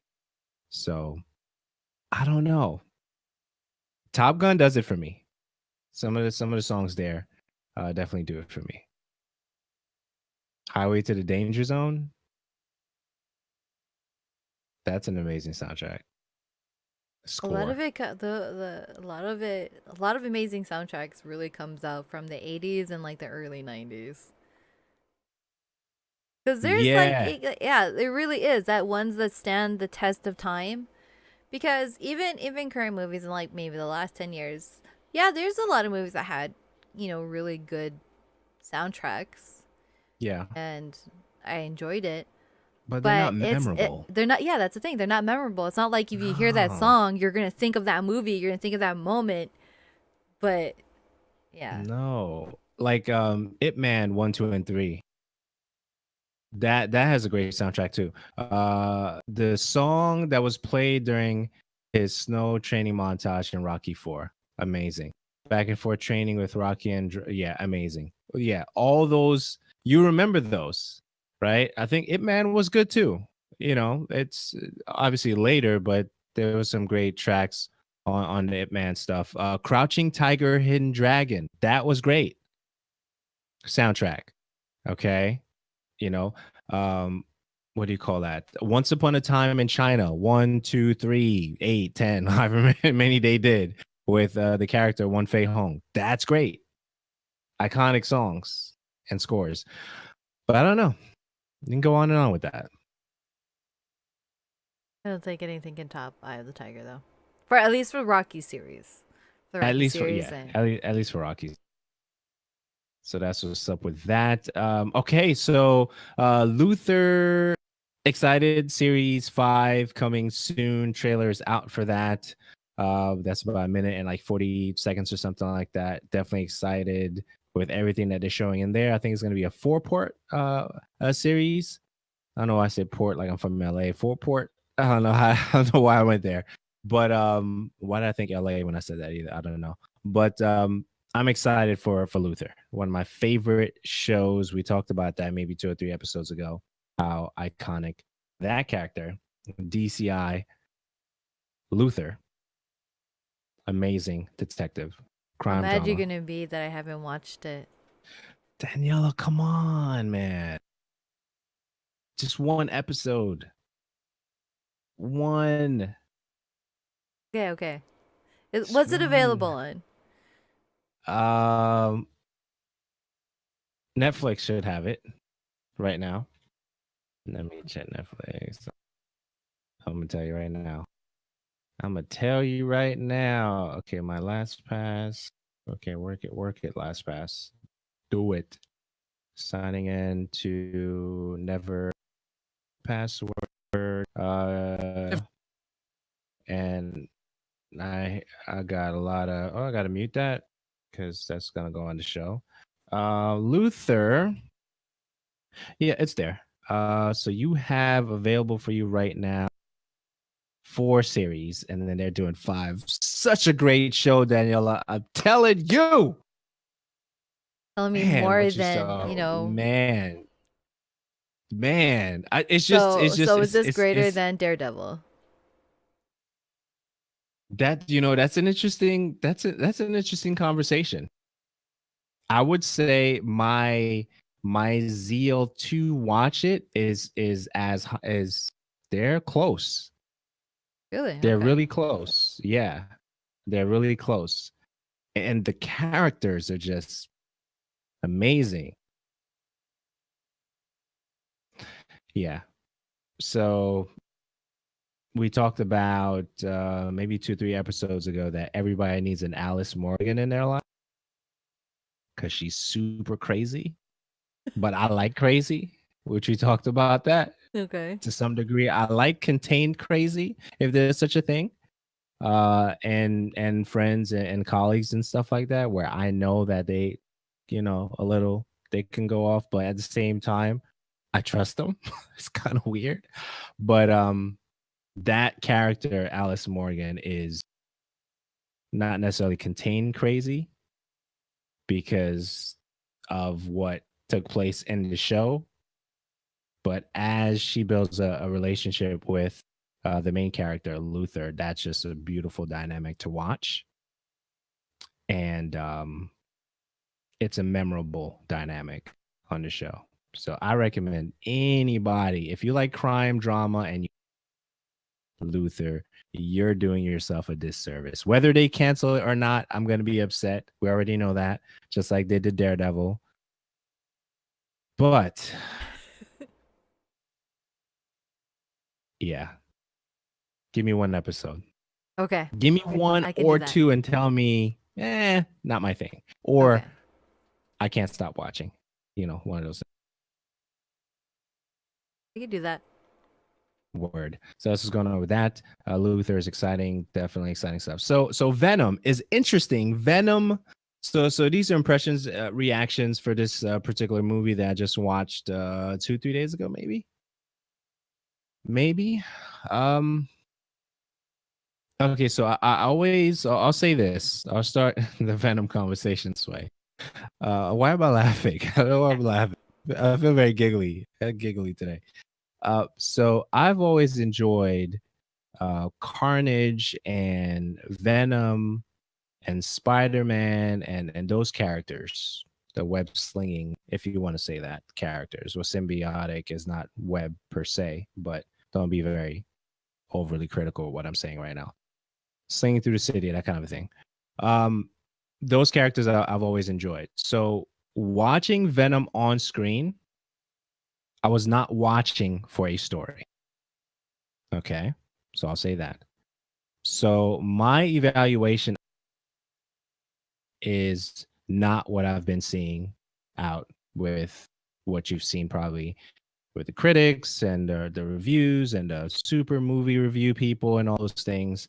I enjoyed Venom because for the first time outside of the comic books, I saw a character come to life and it reminded me of what I used to read. That's it.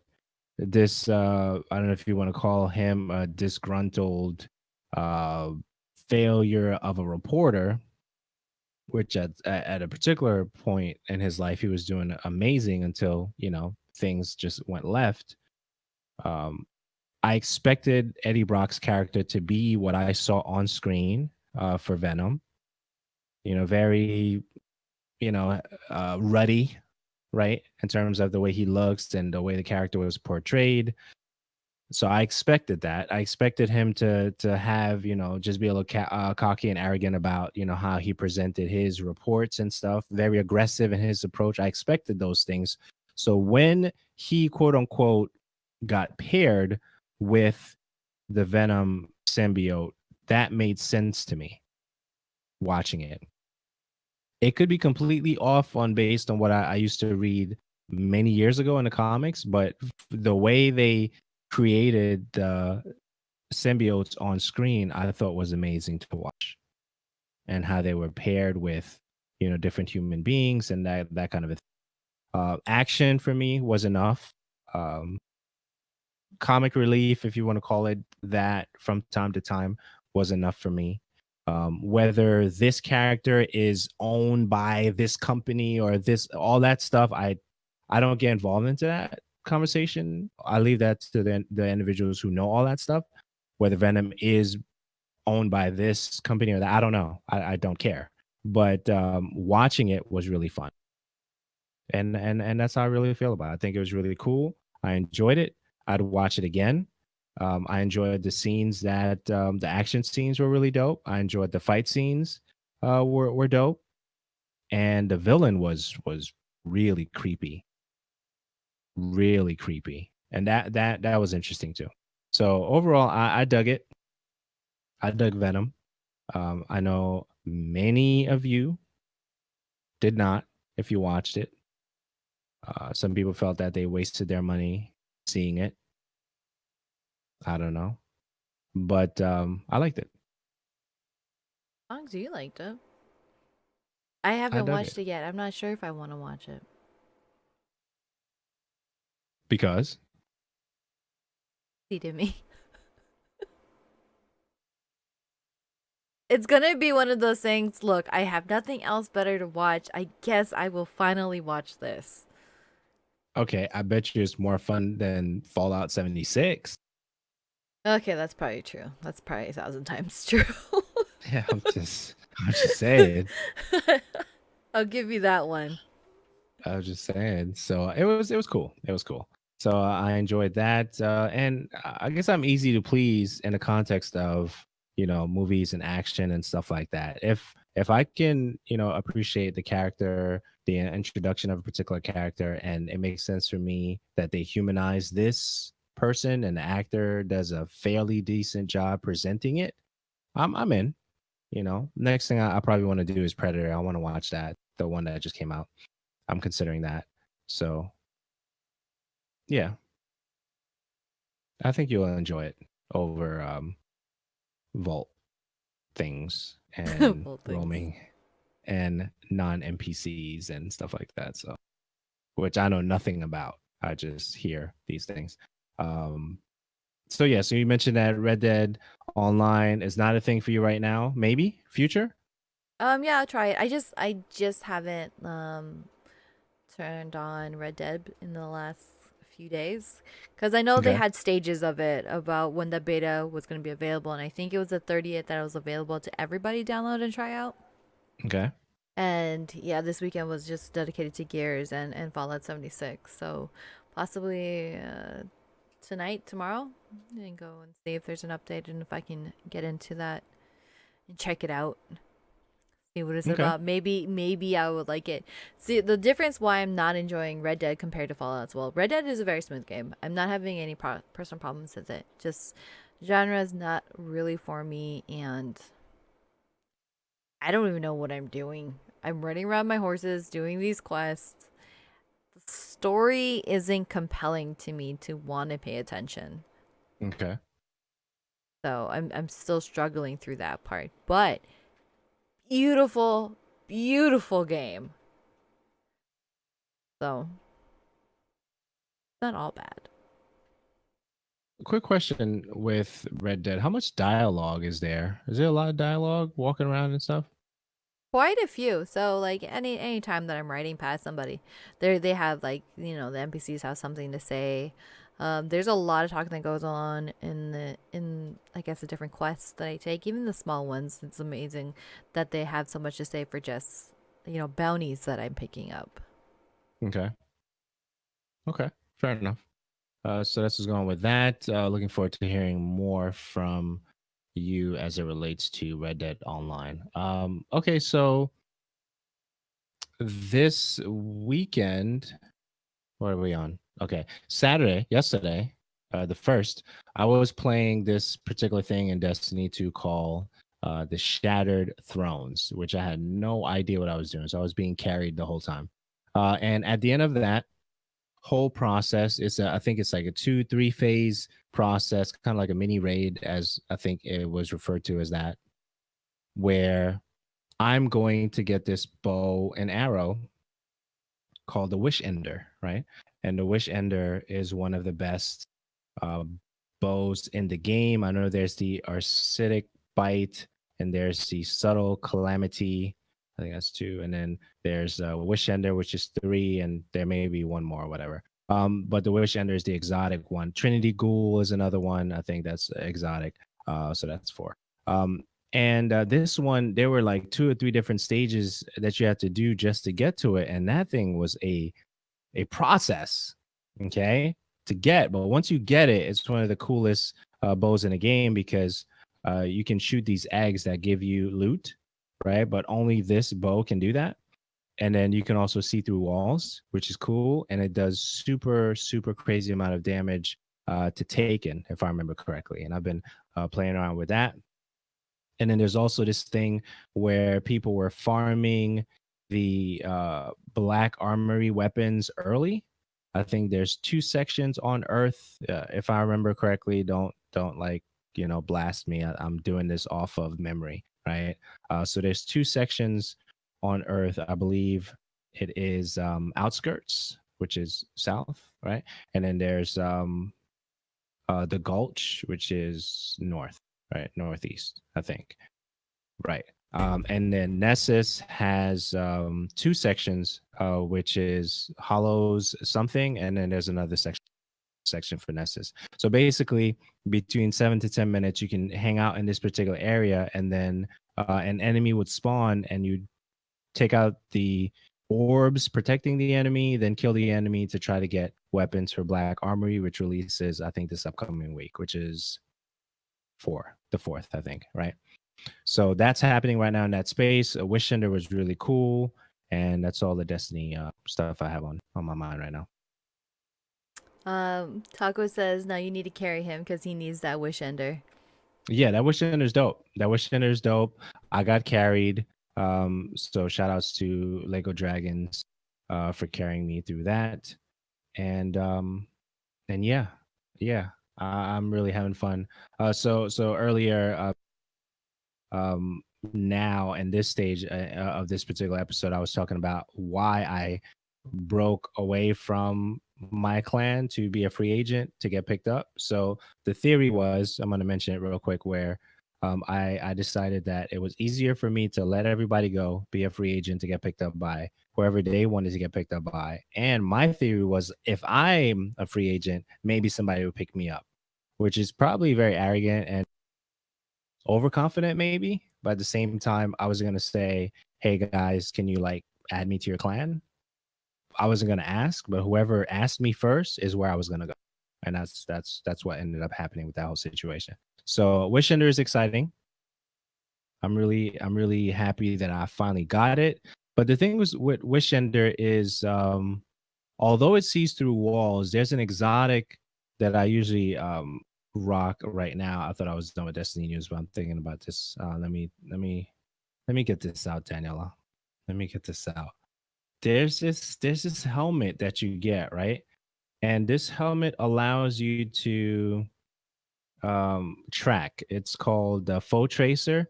So even if I don't have the Wish Ender, this is like a little tip thing for the Destiny people. Even if you don't have the Wish Ender, but you have Foe Tracer, you know when the guy is going to pop out from behind cover with the bow and arrow. So the same thing that technically that they're using to get you from behind cover, if you're using the Foe Tracer helmet, you can time that yourself to combat them. So there's really not an advantage for them technically if you have the Foe Tracer helmet on, the exotic, or if you have a Wish Ender yourself. Just random thoughts there. So that's what's happening with that. Daniela, Yes. Nintendo content guidelines and YouTube content creators. See any stuff? Yeah. And I think it took Nintendo forever to get to this point. Mm. I'm glad that maybe and hopefully they are going to stop with these like shutdowns and takedowns of their content being out there. A lot of it makes sense. The rules make sense to it. It's just that if you're going to be using any of their, any of their games, their videos, or anything like that, that you have to add your commentary over it. You can't just take something that they created and repost it, and then it's just going to be on your channel. It needs to have, um, I guess, some type of commentary or talking or explanation that goes with the video that also makes it your own. Like you're putting your work and your effort towards it, which makes 100% makes sense. I still think it's kind of ridiculous that there's some people that are still complaining about it. I think I almost got sucked into this argument about it. It's like, oh well, there's people who create let's plays. And I'm like, well, then those people who make let's plays will have to add some type of commentary over it. Well, not everybody can get a mic. And I'm like, well, you know what? If you can have a PC that's capturing this stuff and you're recording it, you're editing these videos, Right. don't tell me you can't get a mic. Okay? There's no excuse. You can make it happen. I don't know why people complain about it. I think that's a great step forward because they can see that, this is really good marketing for them, for people to be able to share their videos and their experiences and their fandoms for, Nintendo games. Word. According to this little quote here, as long as you follow some basic rules, we will not object to your use of gameplay footage and or screenshots captured from games for which Nintendo owns the copyright and the content you create for appropriate video and image sharing sites. A statement on Nintendo's website reads. Interesting. Sense. Makes sense to me. All right, so that's what's going on with that. Rocksteady is not making. There's something that they're making that they're working on right now, according to the tweet that they sent out recently, but it's not Superman, which it would have been cool if it was Superman, though.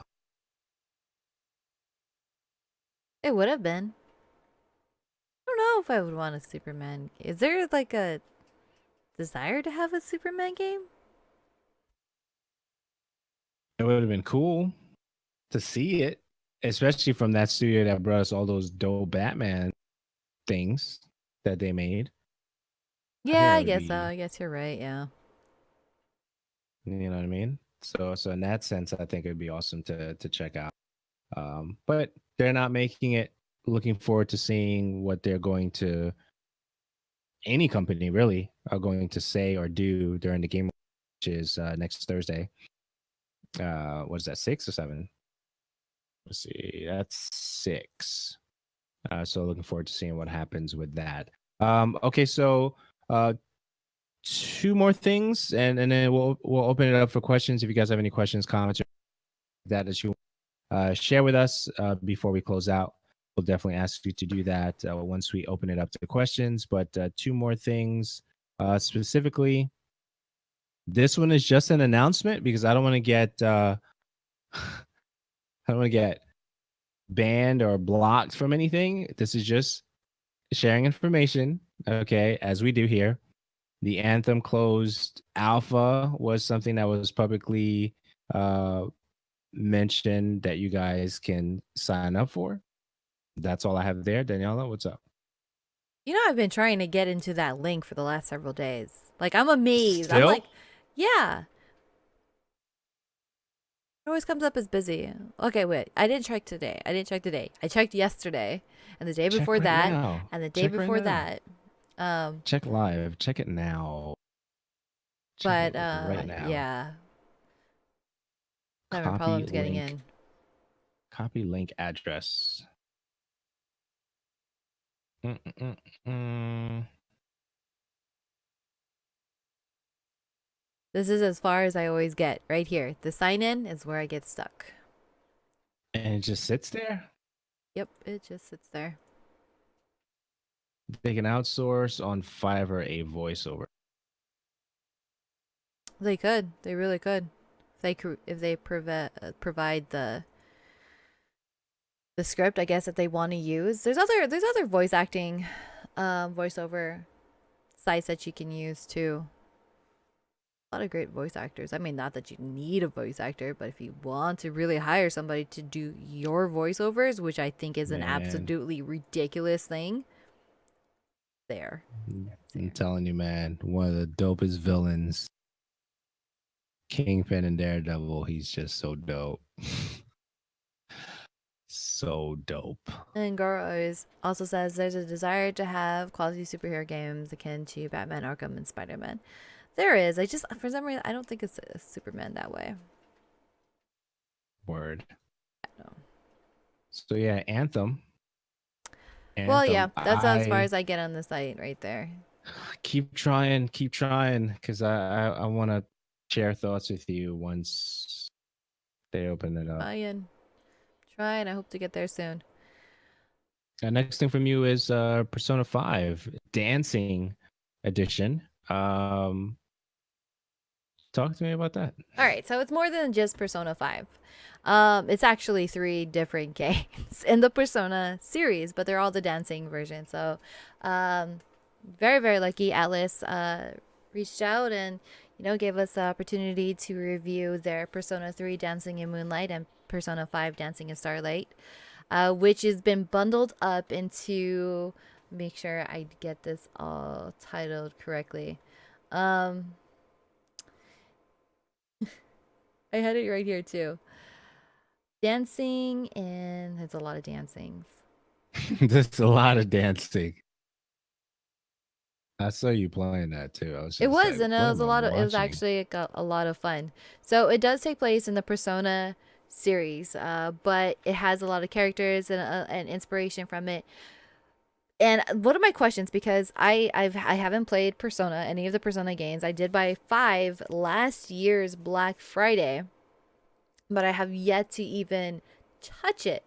And I feel like I'm lucky to be able to experience this game without that idea at the same time. I think it's always good to have a review of somebody that's an outsider that's like looking in and getting to see it, because playing this, even though I know that the main series is nothing like this is a lot of fun. I got to, experience and know the different characters as part of it and their personalities, and I thought it was very cutesy that I'm like, okay, I need to clear out whatever games is ahead of it to play this game. Like, I want to play 5. 5 is going to be the one that I'm jumping in on, and the people that tuned in, they told me that 5 is a great jumping point. None of the previous games before it have, really the stories are all on their own. So it's not a continuation. I'm not missing anything. And I can like work my way back if I really wanted to. So this one is just like you wake up, or you're not necessarily wake up. You're in a dream that you're kind of woke up in, and you're just dancing in it. And when you wake up, you won't remember that any of this happened. So what it is you get the entire, I got the entire bundle series, which is the Persona Dancing Endless Night Collection, which, that's a really long title, which you get Persona 3, Dancing in Moonlight, Persona 5, Dancing in Starlight, and on top of that, you also get Persona 4, Dancing All Night, I believe. Yeah, Dancing All Night. Dancing all night. Like, lots of dancing. Lots of dancing. And the music was actually so good that I was really enjoying it. Even for somebody like, I love rhythm games, because this is what it is. It's a rhythm game. I love them, but I'm not necessarily that good at them. This one did not feel so daunting or frustrating, or even have as steep of a learning curve. I felt it was much more forgiving than your typical rhythm games that are out there. Because from my previous experience on other rhythm games, it's like you have easy, you have normal. Okay, that's great. Like I'm getting used to this. I understand the rhythms. But then once you choose hard, it's like a whole other game. It's frustrating. At least it is for me. And I can never get the beat of it down.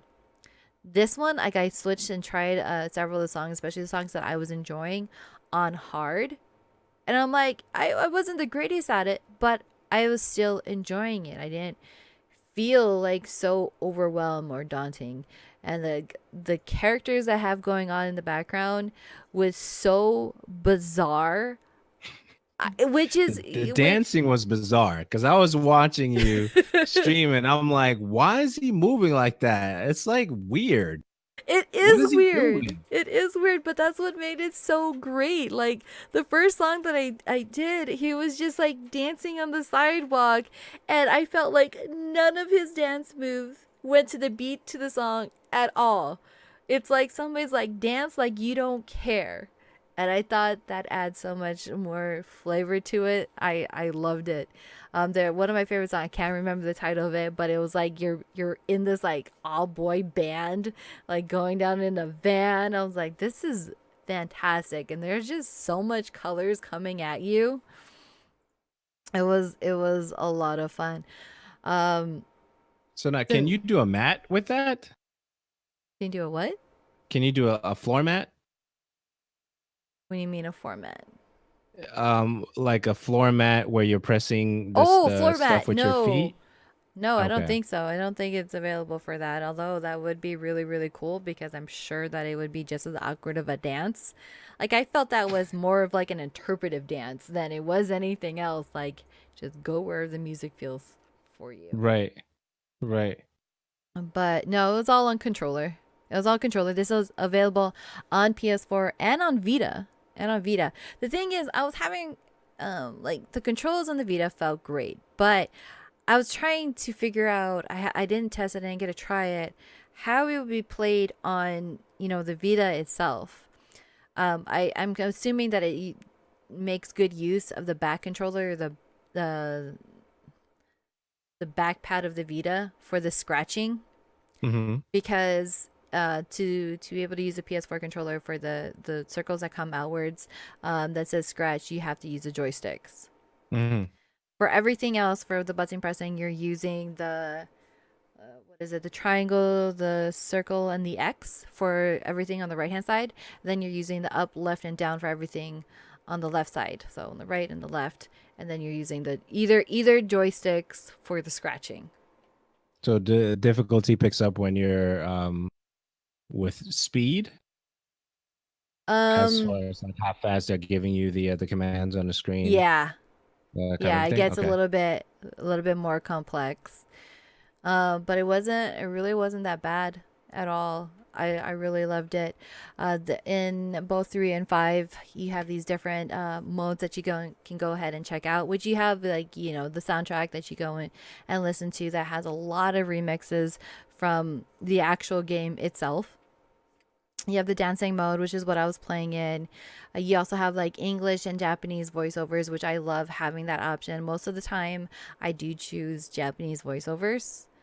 And it's social, so you can unlock more of the story and learn more about the characters by meeting their requirements. So it opens up like cutscenes to have these conversations with them, find out what they're there, what's happening, their thoughts, become better friends with them.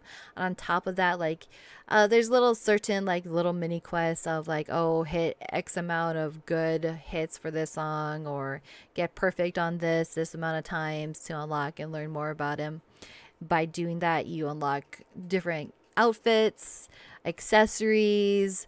You can dress up their partners, because even though like majority of the songs you're playing is that one main character, there's these fever moments in which another character comes in and starts dancing with you, and it just gets even crazier. The like this duo dancing that's going on, Right, right. and then yeah, I mean, if you pre-order it or get the day one edition bonus, the some of the outfits that you can actually unlock and get is for let me see. Let me see. Shin Megami actually Tensei inspired costumes, which I thought was really really cool. I had a lot of fun with this game. I'm gonna go back and play it, and I just so want to get to playing Persona 5. I mean I know it doesn't have anything to do directly with this series, but I love the Wait, character just five, not designs. dancing, Well, no, I right? want to That's play what the you're referring dancing. to. Well, yeah, just five, not the dancing one, just Yeah, like I the main series. started playing five, and I dig it. I think it's my first. I mean, I didn't just start playing like this year, but was it? I felt like it was a while since maybe two or three chapters in, and just the the graphics, the way the game looks, and the music, and all those things, the dialogue between the characters and how you move around, it's really really nice. It's really really nice. I was actually surprised. I was pleasantly surprised that I was digging it as much as I was. Wow, and that's not typically like a genre that you play either. So that says a lot. That says a whole lot. Yeah. So yeah, definitely dug that. But yeah, Yeah. so So thank you to Alice for this opportunity to play it. I didn't realize it was contain all three games. I was like, whoa, yeah, I whoa. need those. I need all those titles so I can make a note. So I can definitely make a note. But yeah, you look like you were having a lot of fun. I was just trying to figure out, like, but you explained it, how the buttons, how you were doing the inputs for the moves, and I'm like, how is that happening? So, but yeah, but I get it now. It's simple and Mhm. complex at the same time. That's why I was saying that, like that learning curve was really really quick. Like I've never played this before. I think I went through one tutorial of it, and then I realized like I can just play. I just let's just go into it. Let's do no tutorial and just let's play. And it was very easy for me to like pick up and understand what my purpose was, that and what I had to do. So I'm like, what's the point of this tutorial? And just get into it, and it was fun. It's very very first timer friendly. Word. And again, That's pretty these dope. dance moves are just so bizarre, like. They are. And the thing is, like when you start off the story and everything, and the cutscenes, like these characters tell you like I'm a terrible dancer, I can't dance. I'm like, yeah, it shows, it shows. Yeah. But you just go for it and you have fun. um But yeah, so this is developed and published by Alice. The official release date for this bundle is December 4th. So this Tuesday. It's available on Tuesday. PS4 and on Vita. So you can get the Persona 3, Persona 5 Dancing for $59.99. You can get it on Vita for $39.99. And then you can get the PS4 Endless Night Collection, which is the series that I played out, for $99.99. As well as there is a Vita Megaverse costume pack that you can get for $69.99. Wow. It's a lot. Endless Night Yeah, the fact Collection. like that sounds like a lot for the $100 for the collection, but you're getting all of these extra costumes, you're getting all these things, plus you're also getting three whole games. Word. So it was great. I think one of the questions in my chat was like, why does this game exist? And I was like, well, Japanese people really love their music rhythm games and they're fun. And like the Persona series in Japan is huge. Why not? Even if it seems like a money grab, it's not a bad money grab. Does that make sense? There's some people who just Yeah. like there's some series and some studios that they're just pumping out games, but they're not really necessarily good. Like, Fallout 76 is not a bad money grab, or is It it? was just it's not I wouldn't say it's a bad money grab, it's just poorly executed. I would say Gears of War Judgment was. That was terrible. You hate that game. Do. I really I do. know. I know. Or when you know when the Assassin's Creed they were just popping out all of these Assassin's Creed games but they weren't necessarily good. Hmm. They were just trying to capitalize on it, but they were bad and then they stepped back and they're doing a little bit better. But with like this Persona Dancing series here, it's a good game. It Hmm. was fun. I loved it. And it's gonna get me to Word. play the other series now. So Yeah, definitely check out Persona 5. It's very, very good. very happy. Very, very good. So yeah, so that's all we have for our notes. If you have any questions for us, let us know before we get out of here. This is episode 479 of the show radio. 479, you say? Why 479? Because 478 is already in the feeds because we had an awesome conversation with Ming Ming from Mu6 headphones. That is on Indiegogo right now. I think they probably have I had that conversation on Friday, so this is Sunday. So they have 5 days left on their Indiegogo campaign, if I did that math correctly. Definitely awesome conversation surrounding that headset for 478. This is episode 479. If you have any questions for us, let us know before we close out. If you don't, then we will get up out of here. Daniel, how you feeling? Feeling good. I realized that I gotta get some stuff ready, and my son's birthday is this coming Saturday. Word. That's so weird. Every year Okay. that he gets older, it's just like, wow, I have an X-year-old person. This this year he turned 15. Word. Bizarre.